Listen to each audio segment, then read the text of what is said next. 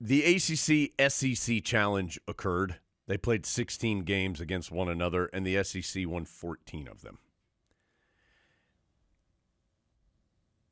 Adam, for years, we've been saying the current financial setup in college athletics is not sustainable for teams not in the SEC or the Big Ten. When you're making tens of millions of dollars less per year, you can survive that short term. You can't survive that long term. And I think this event is an easy to understand explanation or example. It's here. You didn't just have to watch Alabama and Carolina. You could have watched any one of these games. The rosters are different. The talent level is different. Like Ole Miss and Mississippi State and Tennessee didn't just magically figure out how to draw it up on the grease board 20 points better than the ACC team that they played. These teams have much better players. And the reason they have much better players is they have the money to purchase these players in the current landscape of college athletics. That sounds like an excuse. That sounds like whining. I'm not trying to. I am just laying out what I believe to be the facts of the situation. Now, that doesn't mean that Carolina can't be competitive.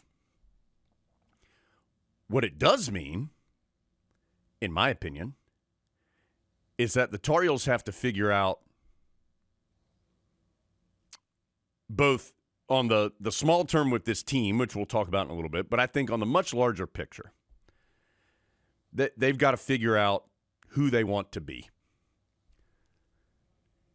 Does Carolina want to be a broad-based program as it always has been, providing a lot of opportunities and being successful at a lot of different things? That is certainly a worthy goal. Is that what they want to be? That's okay. But I think there's going to be some more dramatic give and take with that approach if that's the direction the Tar Heels want to go. Do they want to try to be great in 5 things? Do they want to try to be great in 2 things? Do they want to try to be great in 1 thing? Unfortunately, Adam, I think the financial reality is you have to make that kind of decision right now. Carolina, because it does not have the same amount of financial resources as some of these other teams, the SEC and the Big Ten most notably, it doesn't have the luxury of just saying, we're going to try to be great in everything and throw money at everything. It has to be much more strategic in how it does it. So again, this does not mean that Carolina cannot be at an elite level, but it does mean they're going to have to figure out what they want to be, and they have to have a clear and organized approach from the NIL side of how they're going to get there. Yeah, and as Jones said, don't take this as this is why Carolina lost to Alabama. This is a discussion that came up. We'll get to Carolina versus Alabama in a second. This is a much larger discussion, which I think this ACC SEC challenge just gave you an example of where it is. And Jones mentioned some of those SEC teams. I think one that would concern me, and I'm prone to this because I pay more attention to them, is Vanderbilt. Vanderbilt's going to a bowl. If Vanderbilt played Carolina on a neutral field right now, that would be a toss-up. Vanderbilt went in and won at Virginia Tech by 16 points in men's basketball. Virginia Tech is one of those kind of middle-of-the-road ACC schools where ACC schools say that's a tough place to play. Vanderbilt went in there and won by almost 20. Vanderbilt went to Florida State in women's soccer and beat them. Florida State's the best women's soccer team in the ACC right now. Vanderbilt went in there and beat them. That's the bottom of the SEC, competing with the middle to top of the ACC in almost everything. Mm-hmm. It's not just the top. The gap's closing or has been passed everywhere. So what do? Well, if you went to the Smith Center on Wednesday night and you didn't like watching Alabama win by 15 points, the good news is, with the current rules, you can personally fix it. Call up Old Well Management. Say, hello, this is Tommy the Tar Heel. I did not like watching Alabama win by 15 points. I would like to give you some money for you to give to the players.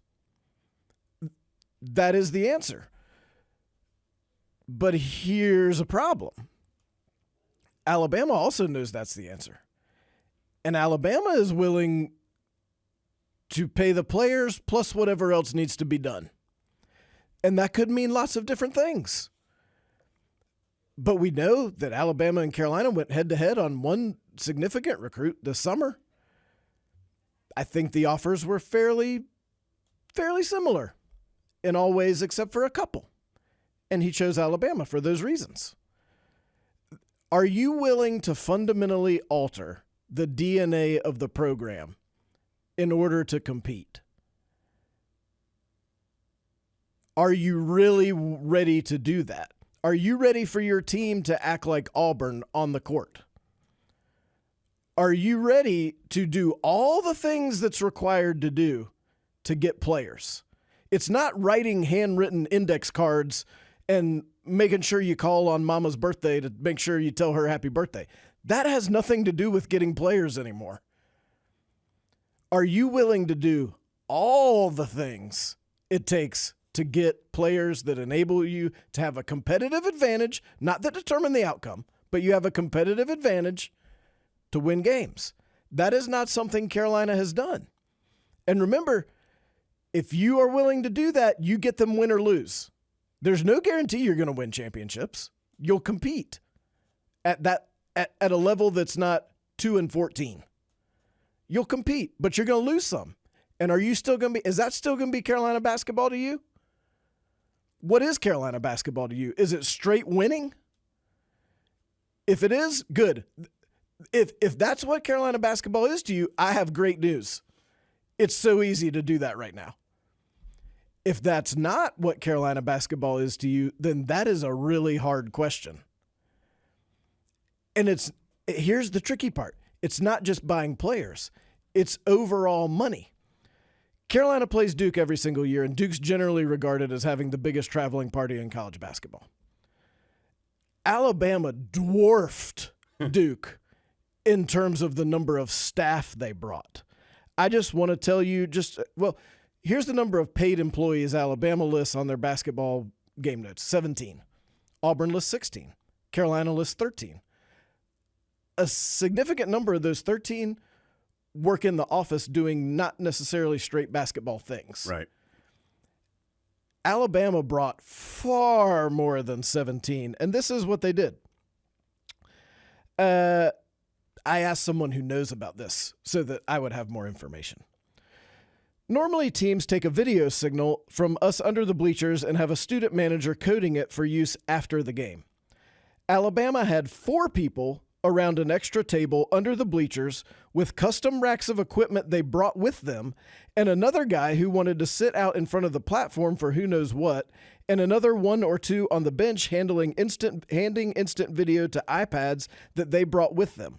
They also gave someone from the bench a full record of the first half and had a portable projector and screen set up in the locker room to do film during the halftime break. You might ask, how many of these things is Carolina doing? Does Carolina have the manpower to do? And I'm using manpower in terms of human beings. Right. None. Alabama, I sat there and watched. Alabama has one guy whose entire job was to watch Hubert Davis, look at what play he called, and then relay it to the Alabama players on the court to tell them what Carolina was about to do. Carolina doesn't have somebody doing that. It's a lot of money to pay for all that stuff. All those people, none of those people are working for free. They're paying them with their SEC money to do all those things. Does that win a game? No, but do you think all those things I just said are a competitive advantage? Because I do. Are you going to rely on being so smart that your smaller number of people and less money is going to enable you to beat that? That's hard to do. That's a significant competitive advantage.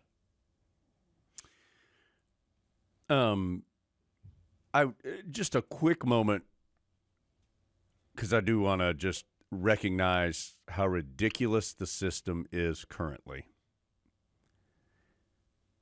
Adam is 100% right. It's also crazy that the system is, if you're, Tommy Tar Heel, is that who you said? Yeah.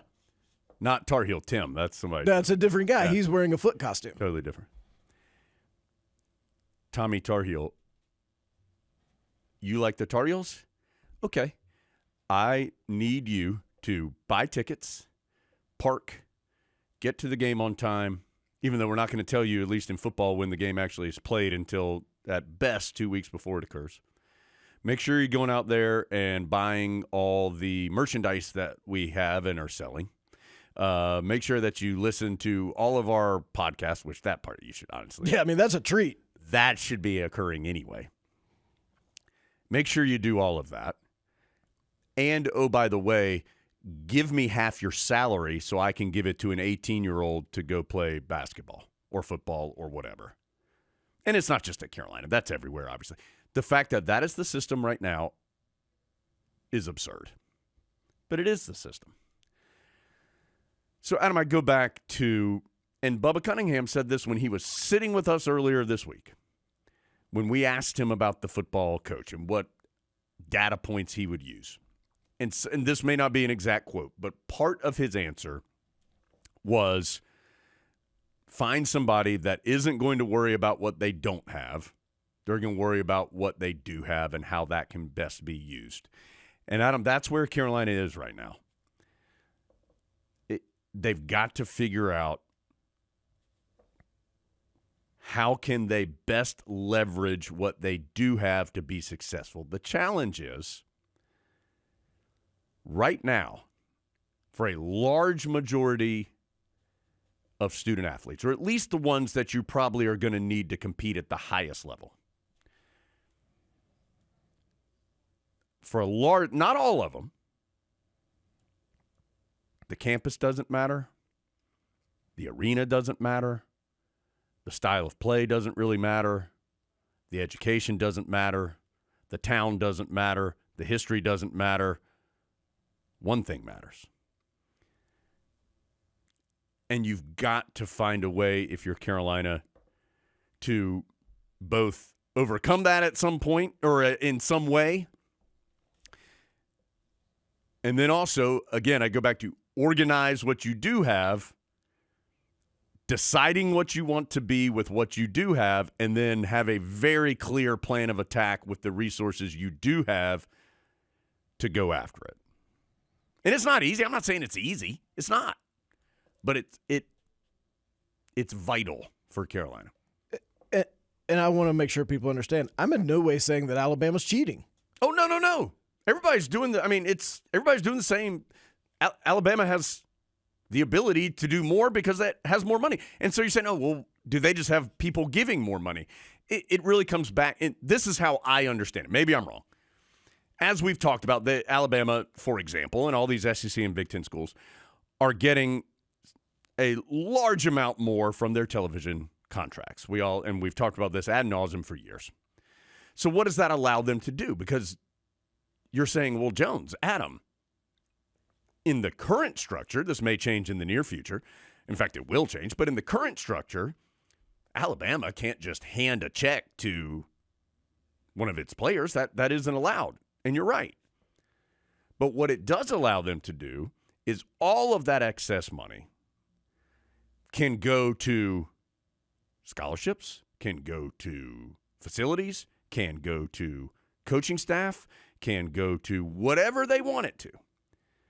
Then they can say, Tommy Roll Tide, we only need you to give money to NIL. That's the only thing that we need you. If you want to support the program, we appreciate it. The only thing you need to do is give money to this collective or whatever, however it's handled. They don't need any extra help for scholarships, for facilities, for coaches. That isn't the case at other places. So that's why that surplus, at least as I understand it, maybe you understand it differently, that's how that surplus of the television money makes such a difference. And again, yes, please don't understand. We're not saying that anybody in the SEC is doing something, or the Big Ten or whoever is doing something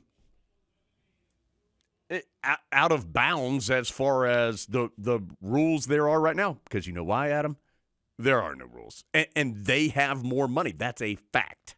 And so that it is just where it is right now. And again, we're going to talk about this game specifically. Obviously, this particular Tar Heel team can do things better and all of that. This is, again, just a umbrella discussion, but it's here. The reality is here, and you're seeing it play out. You saw it at the Smith Center on Wednesday. Absolutely. The only other thing I would add into that is when Bubba Cunningham was with us in Maui, I think one thing he said that was very interesting to me was that the number one thing any Carolina fan can do to support Carolina athletics is buy football tickets. I agree with that, while also understanding that Carolina has 50,000 seats in Kenan Stadium. These other schools we're talking about have 100,000 or more, or in that ballpark. Well, if a ticket costs, let's say, $75, that means every time you have a home football Saturday, that other team is coming out $4 million ahead of you every Saturday. So for 7 home football Saturdays, you're $30 million behind in one season. $30 million. That is significant. And in terms of Tommy Tar Heel, the bad news for Tommy Tar Heel is the only way to make that up is to charge more for tickets or come up with different fees or seat licenses or something to somehow close that $4 million gap that you're encountering on every single home Saturday. Now, Carolina's fortunate because they've got 22,000 seats in the Smith Center. That helps in a way that Wake Forest or Virginia Tech, they don't have that help. But in order to sell 22,000 seats to a basketball game, you've got to win, which takes us back to the players. Yeah. So, again, it's not like this happened all of a sudden. This has been a long off-ramp to get to this point. But we're here. And for Carolina, again, the Tar Heels will need to make a decision on how to best move forward under the current circumstances. Now, are there things that could change? Absolutely. We understand that. Conference, although just moving to a different conference doesn't magically fix everything. It would make a financial difference for sure, which would then change some things. But I still think that fundamental question of who do you want to be and how do you allocate your resources to achieve that goal? That to me is still the most fundamental question that we have.